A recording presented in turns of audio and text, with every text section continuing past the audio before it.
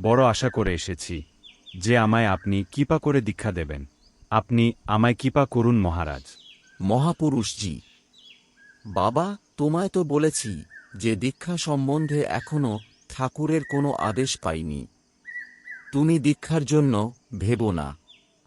আন্তরিকভাবে তাকে ডেকে যাও, তোমার প্রার্থনা তিনি শুনবেন, তোমার মনোবাঞ্ছা পূর্ণ করবেন। তোমার দীক্ষা নেবার যখন প্রয়োজন হবে তিনিই সব যোগাযোগ করে দেবেন, নিশ্চয়।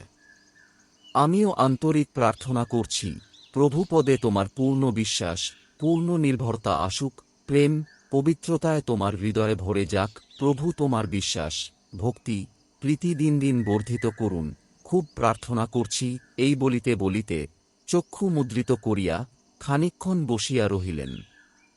পরে ভক্তটির মাথায় হাত দিয়া খুব আশীর্বাদ করিলেন।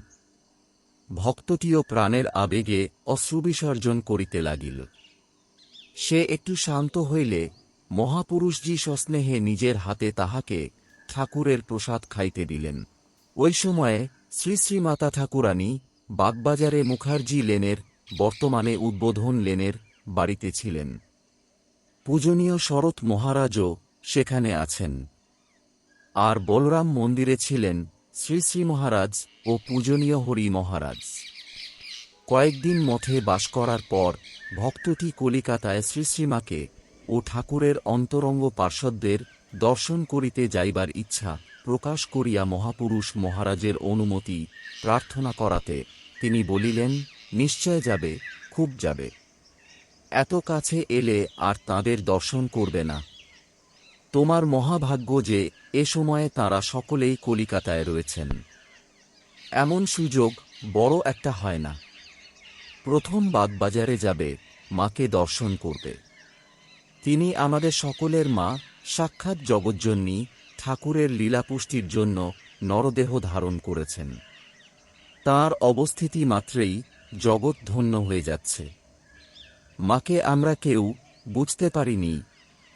তাঁর ভাব এত চাপা যে তাঁকে কে বুঝবে? তিনি মোটেই ধরা দিতে চান না।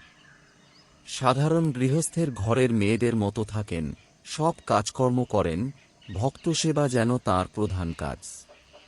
কে বলবে যে তিনি সাক্ষাৎ ভগবতী?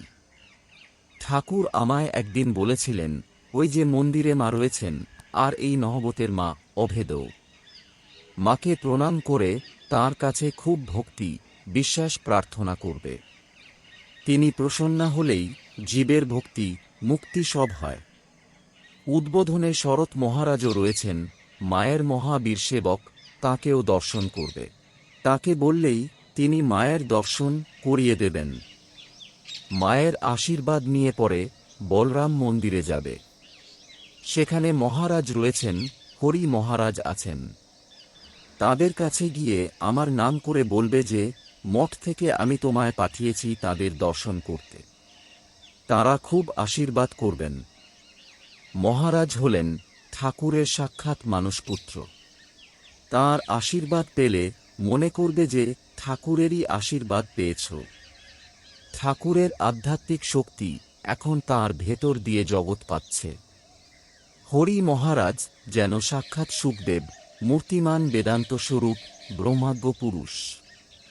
এরা স্থূল শরীরে যতদিন আছেন ততদিন মানুষ এদের দর্শন, পবিত্র সঙ্গ ও আশীর্বাদ পেয়ে ধন্য হয়ে যাচ্ছে। এরপরে এরা ধ্যানগম্য হয়ে যাবেন। তখন ধ্যান বলে অতি কষ্টে এদের দর্শন পেতে হবে।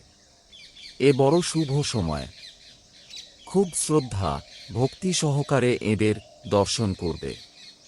এই যে এ কয়দিন মঠে রইলে ঠাকুরের স্থানে গঙ্গা তীরে এত সাধু মহাত্মাদের সঙ্গ করলে এসবই ধ্যান করবে। তাতে চিত্ত শুদ্ধ হবে। তোমার ভাগ্য ভালো।